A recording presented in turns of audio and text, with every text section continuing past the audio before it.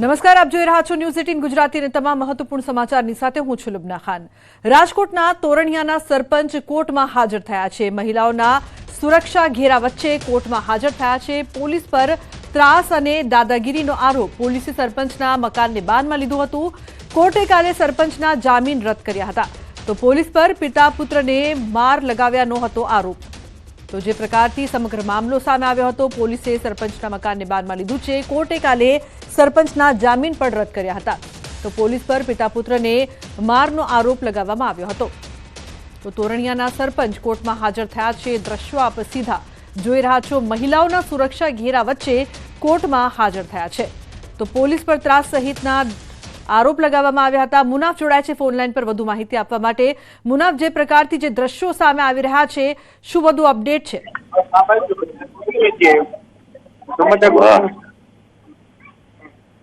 જી મુનાફ, બિલકુલ ચોક્કસ ધોરાજી તોરણિયા ગામના જે સરપંચ અને મહિલા વચ્ચે આજે કોર્ટમાં હાજર થયા હતા ને રાજકોટ ગ્રામ્ય ધોરાજી પોલીસ દ્વારા આ ટોચિંગ અને દાદાગીરીનો જે સરપંચ દ્વારા આક્ષેપ કરવામાં આવ્યો હતો। સતત 3 દિવસથી ધોરાજી પોલીસ દ્વારા સરપંચના ધોરાજી સ્થિતિ મકાનને બાનમાં લીધું હતું। કોર્ટ દ્વારા કાલે સરપંચને જામીન રદ કરવામાં આવ્યા હતા અને ધોરાજી તાલુકાના ધોરણ ગામના પિતા અને પુત્ર જેતપુર તાલુકા પોલીસ દ્વારા રૂપિયા આપતા ન માર મારવાનો આક્ષેપ આવ્યો હતો। જે રીતે 24 તારીખે તોરણિયા સરપંચ અને ગ્રામજનો સાથે પોલીસનું ઘર્ષણ બી થયું હતું। પોલીસ 7 જેટલા લોકો પર ફરજ રૂકાવટનો ગુનો દાખલ કરવામાં આવ્યો છે। સરપંચ સભ્યો અને ગુનો દાખલ કરવામાં આવ્યો છે। સરપંચના અનેક આક્ષેપો પોલીસ પર કરવામાં આવ્યા હતા। આજે સરપંચ ઘરેથી જે ધોરાજી કોર્ટ સુધી મહિલા વચ્ચે સરપંચ કોર્ટમાં પહોંચ્યા હતા અને ધોરાજી હાલ બાબતે સુનાવણી ચાલુ છે। કોર્ટ દ્વારા આજે ચુકાદો આવશે તે સૌની નજર થઈ રહી છે। જી બિલકુલ મુનાફ, આભાર આ સમગ્ર માહિતી બદલ। તો જે પ્રકારથી સમગ્ર મામલો સામે આવ્યો હતો, સરપંચ કોર્ટમાં હાજર થયા।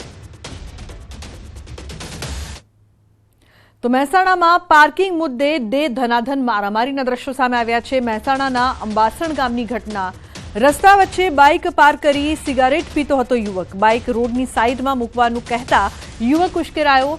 બાઇક લઈને તો ગયો, પણ પાછો આવીને માથાકૂટ કરી બીજા શખ્સોને લઈને આવી પાર્લર પર ધમાલ કરી હતી। તો ધોકા, સ્ટીલના ટેબલ અને ગળદા પાટુથી માર્યા।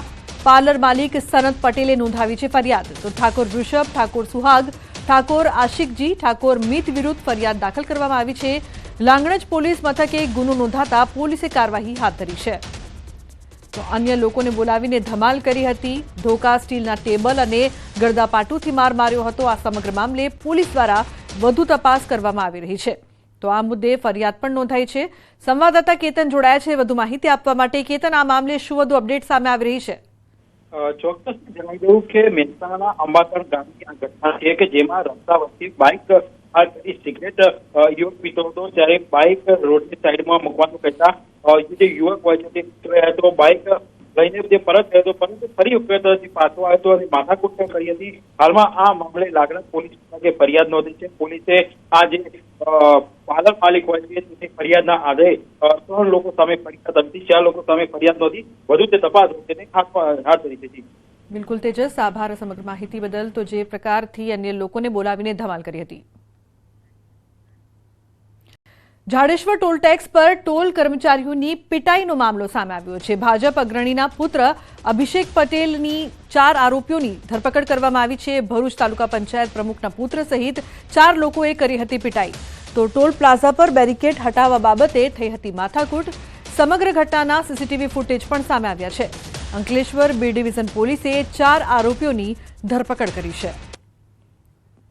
તો અહીં 2 દ્રશ્યો સામે આવી રહ્યા છે। એક તરફ જે સમગ્ર ઘટના ઘટી હતી તેના સીસીટીવી સામે આવ્યા, તો બીજી તરફ જે આરોપી છે તેની ધરપકડ કરવામાં આવી છે। અન્ય 3 લોકોએ પણ મારામારી કરી હતી, તેમના વિરુદ્ધ પણ કાર્યવાહી કરવામાં આવી છે। તો સીસીટીવી ફૂટેજ એક તરફ આપ જોઈ રહ્યા છો, તો બીજી તરફ પોલીસની કાર્યવાહી સામે આવી રહી છે।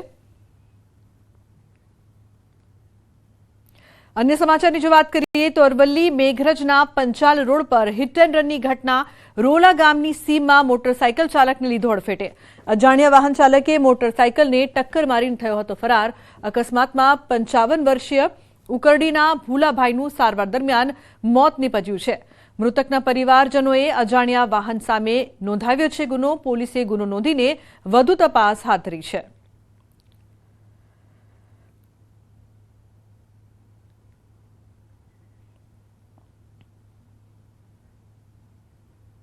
તો ભર ઉનાળે ચોમાસા જેવો વરસાદ ખાબકશે। 3 થી 7 મે સુધી સૌરાષ્ટ્ર અને કચ્છમાં વરસાદ થઈ શકે છે। હવામાન વિભાગની કમોસમી વરસાદ અંગે આગાહી।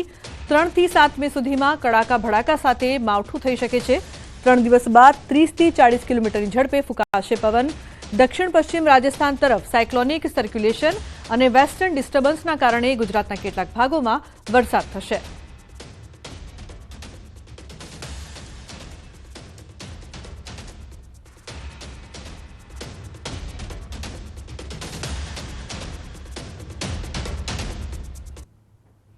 તો જે પ્રકારથી સામે આવી રહ્યું છે, જે હવામાન ખાતાની આગાહી છે, 3 થી 7 મે સુધી કડાકા ભડાકા સાથે માવઠું છે તે પણ પડી શકે છે। હવામાન વિભાગે કમોસમી વરસાદ અંગે આગાહી કરી છે।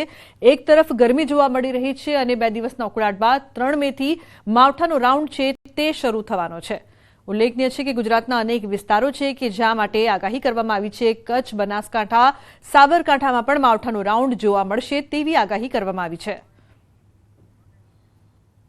लेकर डे 7 तक आइसोलेटेड प्लेसेस पे लाइट टू मॉडरेट रेन और साथ में थंडरस्टॉर्म की वार्निंग है। और जो थंडरस्टॉर्म की वार्निंग है उसमें जो विंड की स्पीड होगी वो 30 से 40 किलोमीटर पर आवर के आसपास रहने का पूर्वानुमान है। તો આજે જે પ્રકારથી આગાહી કરવામાં આવી છે, અમદાવાદમાં ગરમીનો પારો 43 ડિગ્રીએ રહેશે। ગુજરાતમાં હજુ 2 દિવસ ગરમીનો પ્રકોપ છે તે રહેવાનો છે। આજે ઉકળાટભર્યું વાતાવરણ રહી શકે છે। અમદાવાદમાં ગરમીનો પારો 43 ડિગ્રીએ રહી શકે છે। કંડલા સૌથી વધુ 45 ડિગ્રી સાથે સૌથી ગરમ વિસ્તાર।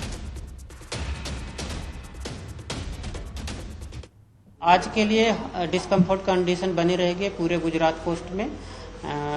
और मैक्सिमम टेम्परेचर रियलाइज की बात करेंगे तो अहमदाबाद में 43.5 और गांधीनगर में 43.4 मैक्सिमम टेम्परेचर रियलाइज हुआ। और फोरकास्ट की बात करेंगे तो अहमदाबाद और गांधीनगर के लिए आज के लिए 43 डिग्री सेल्सियस मैक्सिमम टेम्परेचर का फोरकास्ट है।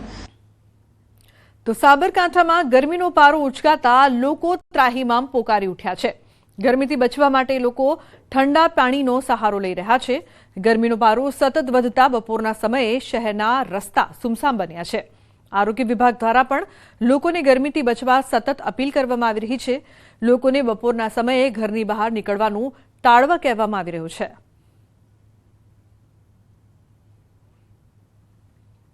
ગુજરાત સહિત સાબરકાંઠા જિલ્લામાં પણ ગરમીએ પારો ઊંચક્યો છે। ધીરે ધીરે ગરમીના કારણે જે રસ્તાઓ છે, રસ્તાઓ હાલ તો સુમસામ થઈ રહ્યા છે। ખાસ કરીને હિંમતનગર શહેરની વાત કરીએ, હિંમતનગર શહેરના જે મુખ્ય માર્ગો છે કે જ્યાં જે ગરમીના કારણે લોકો ઘરમાંથી બહાર નીકળવાનું ટાળી રહ્યા છે। જે લોકો ન છૂટકે જે ઘરની બહાર નીકળી રહ્યા છે તેઓ પોતાના રક્ષણ માટે સ્કાર્ફ અથવા ટોપી અથવા તો સુતરાઉ કપડાનો ઉપયોગ કરતા હોય છે। અને ખાસ કરીને જે આરોગ્ય વિભાગ છે, આરોગ્ય વિભાગ દ્વારા પણ લોકોને અપીલ કરવામાં આવી છે કે ગરમીમાં વધુ ગરમીમાં જે આકરા તાપા 12 વાગ્યાથી 4 વાગ્યા સુધીમાં બહાર ન નીકળવું જોઈએ, બહાર નીકળવાનું ટાળવું જોઈએ। તો ઉપરાંત જે ઘરના ઠંડા પીણા છે, લીંબુ શરબત છે, કે આ પ્રકારના જે આહાર છે આહાર લેવા જોઈએ। કારણ કે જે વધુ પડતી ગરમીના કારણે ડિહાઇડ્રેશનના પ્રમાણમાં વધારો થયો છે તેને પણ ટાળી શકાય। અને જે નાના બાળકો છે, વૃદ્ધો છે અને સબંગા માતાઓ છે તેમને આ ગરમીના કારણે બહાર ન નીકળવું અને પોતાનું રક્ષણ કરવું એવું તો હાલ તો આરોગ્ય વિભાગ દ્વારા પણ અપીલ કરવામાં આવી છે। આવનારા સમયમાં પણ ગરમીનો પારો દિવસે વધે તેવી શક્યતાઓ હાલ તો વર્તાઈ રહી છે। તેના કારણે લોકોએ પોતાનું રક્ષણ મેળવવા માટે ઘરમાં જ અથવા તો જે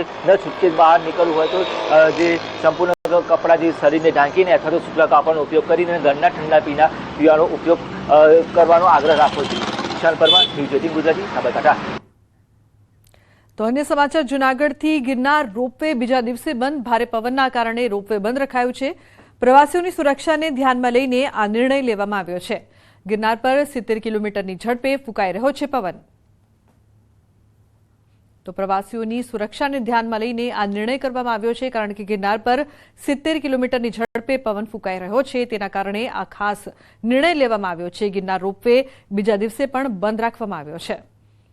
ઉલ્લેખનીય છે કે જ્યાં સુધી આ સ્થિતિ રહેશે ત્યાં સુધી રોપવે બંધ રાખવામાં આવશે।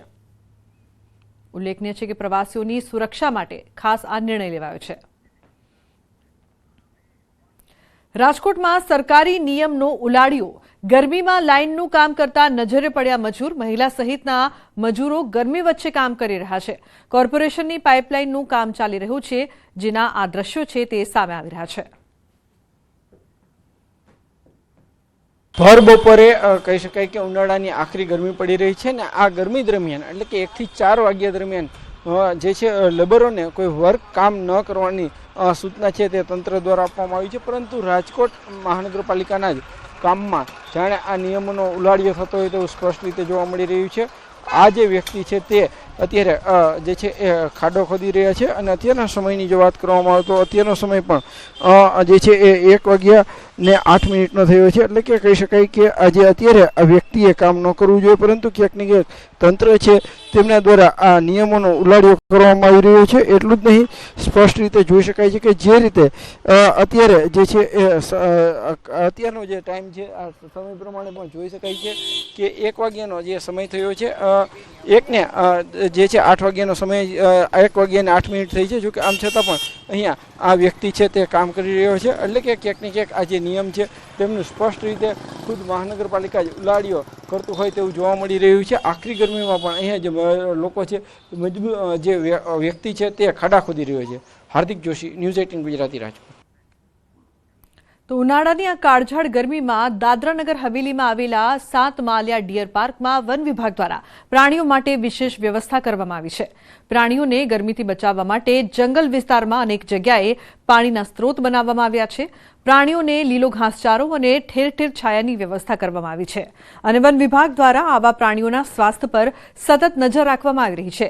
આ ડિયર પાર્કમાં સાબર, ચિત્તલ સહિત હરણ પ્રજાતિના 500થી વધુ પ્રાણીઓ ખુલ્લામાં વિહરે છે.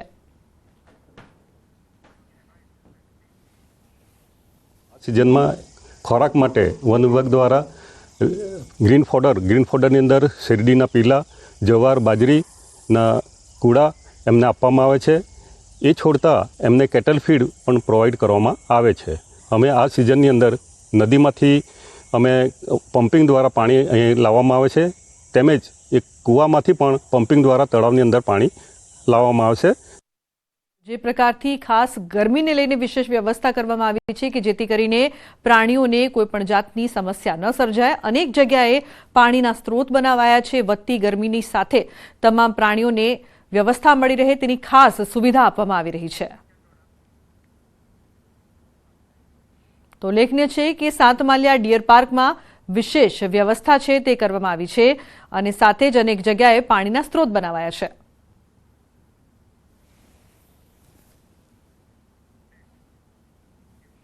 અને મહત્વપૂર્ણ સમાચારની વાત કરીએ તો અમદાવાદના ચંડોળા વિસ્તારમાં ગેરકાયદે બાંધકામો કરી તેમાં ખોટી રીતે વીજ જોડાણ લઈને બાંગ્લાદેશીઓને રાખવાના પ્રકરણમાં ઝડપાયેલા આરોપી ફતેહ પઠાણ પાસેથી પોલીસને સરકારી જમીન પર ગેરકાયદે રીતે બાંધવામાં આવેલ મકાન દુકાનના 43 ભાડા કરાર તથા હિસાબની ડાયરી અને 60 ભાડા બુક મળી આવી છે. ત્યારે આરોપીની બેંક ડિટેલ મેળવીને કેટલો આર્થિક લાભ મેળવ્યો તેની તપાસ શરૂ કરી છે. બીજી તરફ આરોપીની વધુ પૂછપરછ માટે ક્રાઇમ બ્રાન્ચે રિમાન્ડ માટે કોર્ટમાં રજૂ કરતા કોર્ટે આરોપીના 5 દિવસના રિમાન્ડ ગ્રાહ્ય રાખ્યા છે. કે જે બીજા બાંગ્લાદેશી નાગરિકો જોડે રહેતા હતા, જેને સગવડ કરી આપેલી, તે લોકો દેશ વિરોધી પ્રવૃત્તિમાં સંડોવાયેલા છે કે કેમ, કે અન્ય કોઈ બીજા ગુનાઓમાં સંડોવાયેલા છે કે કેમ. આ સિવાય આ જે આરોપી છે તથા તેના પિતાએ આ ગુનામાં જે આવકો ભેગી કરી જે ગેરકાયદેસર રીતે, તે આવકોને ક્યાં રોકાણ કરેલું છે અને કઈ કઈ પ્રવૃત્તિમાં વાપરેલી છે. અને આ સિવાય અન્ય નાસ્તા ફરતા આરોપીઓને પકડવાના બાકી છે. અને જે ભાડાના કરારોને બધું જે કબજે કરવામાં આવ્યું છે તે જે લોકોના નામે કરવામાં આવેલા છે તે દસ્તાવેજોની ખરાઈ કરવા માટે આરોપીની હાજરીની જરૂર હોય. તેથી એજન્સી દ્વારા જે 14 દિવસના રિમાન્ડ માંગવામાં આવ્યા હતા, તેથી નામદાર કોર્ટે 5 દિવસના રિમાન્ડ મંજૂર કર્યા છે. તો ગોંડલમાં ગણેશ જાડેજાની ચેલેન્જ બાદ પાટીદાર અગ્રણી અલ્પેશ કથેરિયાની મુલાકાત બાદ થયેલા હોબાળા બાદ અલ્પેશ કથેરિયાનું નિવેદન સામે આવ્યું છે. અલ્પેશ કથેરિયાએ ગોંડલમાં 2 નંબરનું શું ચાલે છે એ પુરાવા સાથે લાવીશું.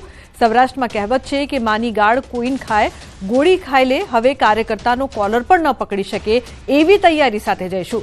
ફરી ગોંડલમાં મજા પડે ત્યારે ફરવા જઈશું એમ પણ તેમણે કહ્યું છે. સુરતના મોટા વરાછા વિસ્તારમાં ગુરુકૃપા ફાર્મ હાઉસ ખાતે કથેરિયા પરિવારનો સ્નેહ મિલન કાર્યક્રમ યોજાયો હતો, જ્યાં અલ્પેશે આ વાત કરી હતી. તમે એમ કહો કે ગોંડલમાં કોઈ આવી ન શકે, તમે માતાના દૂધની વાત કરો. કયા હિસાબે તમે સંસ્કારની વાત કરતા હોય? કોઈ વ્યક્તિ માના દૂધ ઉપર તમને આંગળી છીંદે તો એનો પ્રતિકાર હોય જ. પછી પક્ષ હોય, પાર્ટી હોય, સમાજ હોય, બધું સાઈડમાં. સૌરાષ્ટ્રમાં કહેવત છે કે તમારા માને કોઈ પડકારે કે તમને કોઈ ગાળ આપે એ કોઈ ન ખાય, ગોળી ખાઈ લે અને કોઈ મા ઉપર કહે કે કોઈ ગાળ આપે એ સૌરાષ્ટ્રનો એકય સમાજ ન કરે. આજે અમારી જે આગળની વાતો અમે લઈને જવાના છીએ, ગોંડલમાં આ કાર્યક્રમ પછી મીડિયાએ અમને પૂછ્યું કે હવે તમે ક્યારે આવશો અને કઈ એરે નહીં આવો.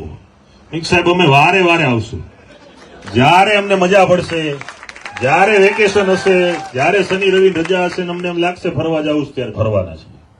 અને હવે જ્યારે જશું ત્યારે અમારા એક પણ ગાડીને કોઈ એક નુકસાન નહીં થાય હું ખાતરી આપું છું.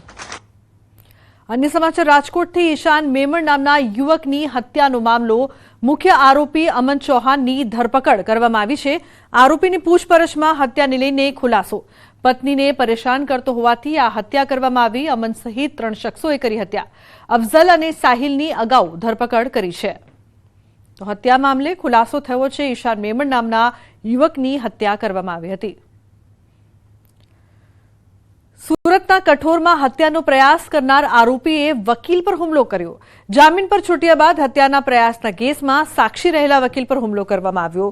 આરોપી પ્રકાશ મૈસુરિયા અને તેમના પુત્ર આયુષ મૈસુરિયા દ્વારા વકીલ સૌરભ પર ધારિયા વડે હુમલો કરાયો છે.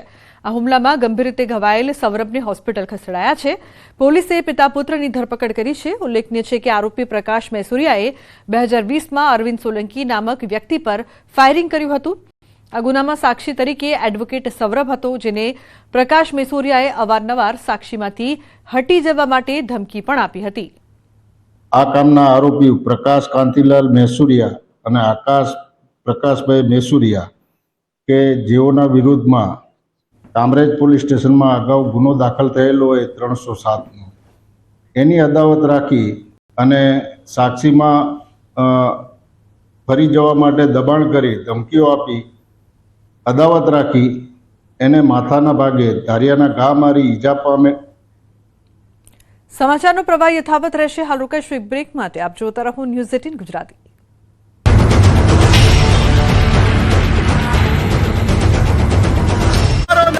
નમસ્કાર, આપ જોઈ રહ્યા છો ગુજરાતની number 1 news channel news 18 Gujarati. આપણું ગુજરાત સાથે હું છું સિદ્ધાર્થ ધોળકિયા. મહત્વના સમાચારથી શરૂઆત. ગુજરાતમાં આગ ઝરતી ગરમીએ રેકોર્ડ તોડ્યો છે. રાજકોટમાં ગરમીએ તોડ્યો છે 48 વર્ષનો રેકોર્ડ. સતત ચોથા દિવસે પારો 44.5 ડિગ્રીએ પહોંચ્યો. ગરમી વચ્ચે પ્રી મોન્સૂન એક્ટિવિટીની આગાહી. 3 થી 6 મેના વરસાદ ત્રટકશે. આખા ગુજરાતમાં પડશે વરસાદ. ગુજરાતમાં કાળઝાળ ગરમી પડી રહી છે. 46 ડિગ્રી તાપનું ટોર્ચર લોકો સહન કરી રહ્યા છે, જેની વચ્ચે મે માસ ખેડૂતો માટે મુસીબત લઈને આવશે. ગરમી વચ્ચે હવામાન વિભાગે વરસાદની આગાહી કરી છે. પ્રી મોન્સૂન એક્ટિવિટીની આગાહી કરી છે.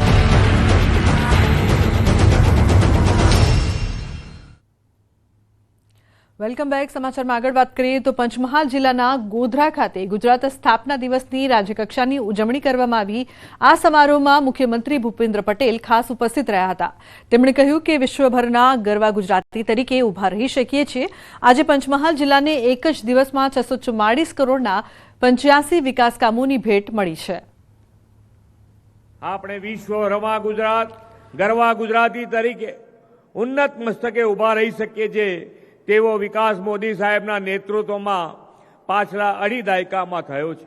પાવાગઢના મહાકાલી માતાના આશીર્વાદથી આજે એક જ દિવસમાં આ જિલ્લાને 644 કરોડ રૂપિયાના 85 જેટલા વિકાસ કામોની ભેટ આપવાનું મને સૌભાગ્ય મળ્યું છે. તો ગુજરાતના 65માં સ્થાપના દિવસની રાજ્યકક્ષાની ઉજવણી પંચમહાલ ખાતે કરવામાં આવી. ત્યારે આ સમારોહ દરમિયાન શિક્ષણ મંત્રી કુબેર ડિંડોરે જણાવ્યું કે આજે ગુજરાતના સ્થાપના દિવસની ઉજવણીનો અવસર મળ્યો છે. સીએમએ વિકાસના કામોની ભેટ આપી છે. પંચમહાલ જિલ્લા માટે સૌભાગ્યનો દિવસ છે. આપણે ગુજરાતનો જે સ્થાપના દિવસની આપણે ઉજવણી કરી છે એની રાજ્યકક્ષાની ઉજવણી ગુજરાત ગૌરવ દિવસ એ આપણા પંચમહાલના ભાગે મિત્રો આજે આ 65મો સ્થાપના દિવસ ગુજરાત ગૌરવ દિવસની ઉજવણી પણ આપણી વચ્ચે ઉપસ્થિત રહીને કરોડોના જે વિકાસના કામો ને આપણી જનતાને મિત્રો એમને ભેટ ધરી છે. તો 1 મેને ગુજરાતના સ્થાપના દિવસ તરીકે ઉજવાય છે, ત્યારે ગુજરાતને અલગ રાજ્ય તરીકે સ્થાપન કરવામાં જેમને પોતાનું આગવું યોગદાન આપ્યું હતું તેવા લોકસેવક રવિશંકર મહારાજની સમાધિ ખાતે શ્રદ્ધાસુમન અર્પણ કરાયા.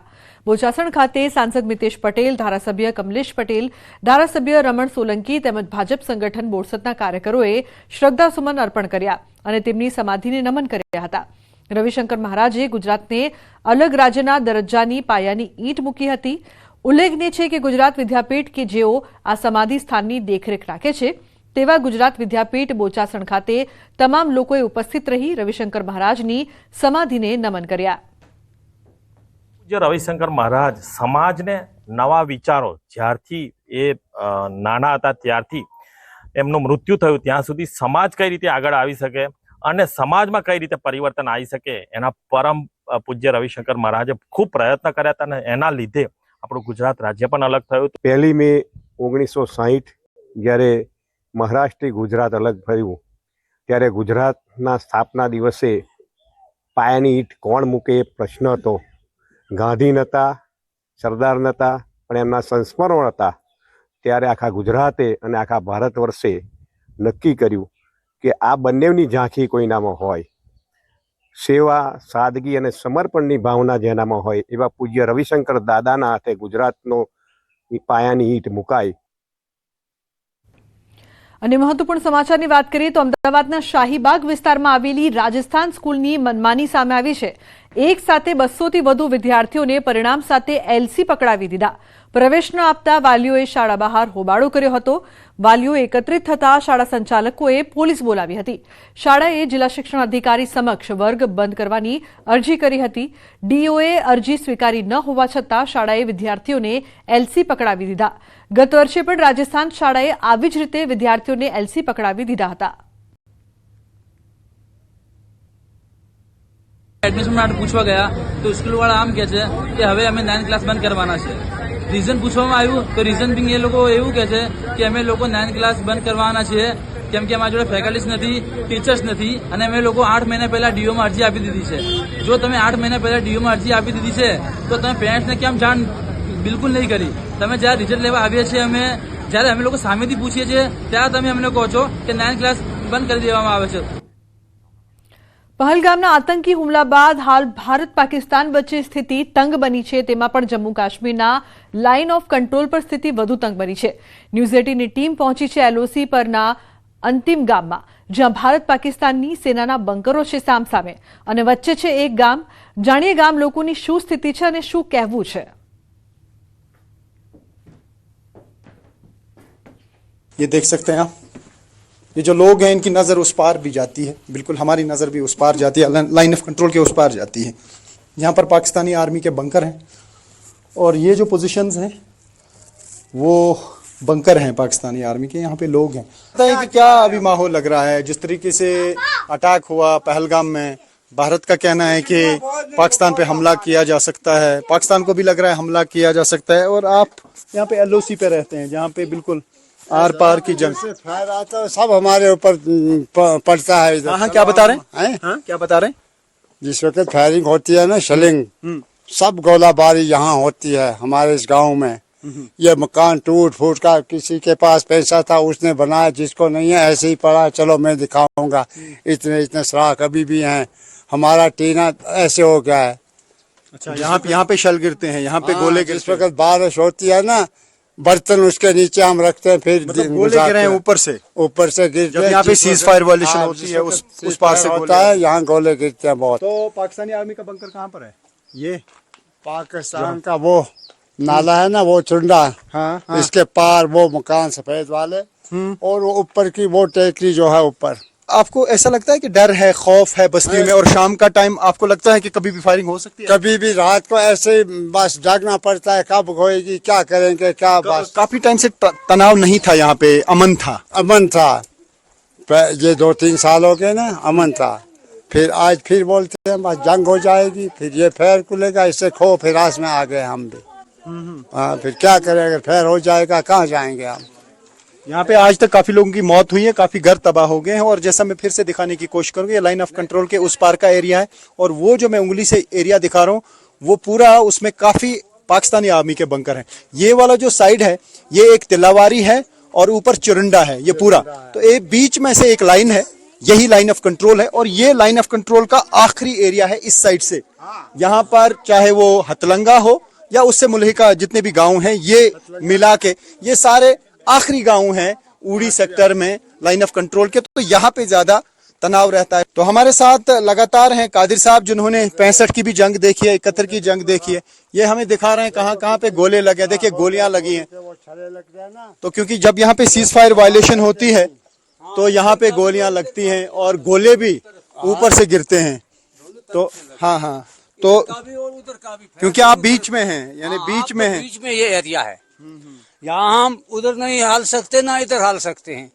हम मुश्किल से यहाँ गुजारा करते हैं और यहाँ रहते हैं। तो आजकल तनाव है क्या? जब से पहलगाम अटैक हुआ क्या लग रहा है जंग का माहौल हो गया है जंग का, लोग जद में आ गए हैं, डर गए हैं लोग।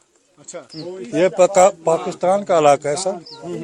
ये इस नाले के उस तरफ हो गया पाकिस्तान। वहाँ पाकिस्तान के आर्मी के बंकर यहाँ से साफ दिख रहा है। लेकिन हमें खौफ इस वजह इस चीज का रहता है, जब से पहलगामा में अटैक हुआ तो हमें भी बहुत अफसोस हुआ, दुख हमें भी हुआ, बिना वजह मारे गए लोग। लेकिन अब जो जंग का ये माहौल हो रहा है इसका हमें बहुत खौफ है, पता नहीं कब फैल आ जाएगा, तो क्या करेंगे, इधर कहाँ छुपेंगे। मतलब तनाव बहुत ज्यादा है। हाँ, तनाव यहाँ तनाव दिख भी रहा है। आप देखिए पूरा बस्ती में काफी सारे लोग जो है सारे जमा हो गए हैं, बच्चे हैं। फैल वो डालेंगे तो फिर भी इधर लगेगा।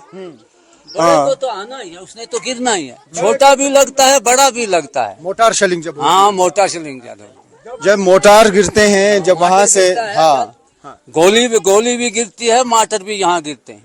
बड़ा जब गिरेगा मकान वो क्या करे। ये वो इलाका है जहाँ पे गोले गिरते हैं, जहाँ पे गोलियां आती हैं, क्योंकि ये वो इलाका है जहाँ पर इंडियन आर्मी और पाकिस्तानी आर्मी के बंकर बिल्कुल आमने सामने हैं। एक साइड से नहीं, दूसरे साइड से, नॉर्थ साउथ ईस्ट वेस्ट आपस में इर्द गिर्द। हम उसी इलाके में हैं जो आज तक गोलाबारी से प्रभावित हुआ है। जब भी सीज फायर वायलेशन होती है, आर पार की शेलिंग होती है, तो उसमें ये गांव बहुत ज्यादा मुतासिर होता है, क्योंकि ये LOC पर आखिरी गांव है और इसके अपोजिट में पाकिस्तानी आर्मी के बंकर हैं और साइड में इर्द गिर्द इंडियन आर्मी के बंकर हैं। जब आपस में एक्सचेंज ऑफ फायर होता है तो यहाँ गोले गिरते हैं। ये कादिर साहब हैं, हमें दिखा रहे हैं, कह रहे हैं आइए। तो बुलेटिन में हाल बस आटલું જ। તમામ મહત્વપૂર્ણ સમાચાર માટે આપ જોતા રહો ન્યૂઝ 18 ગુજરાતી। નમસ્કાર।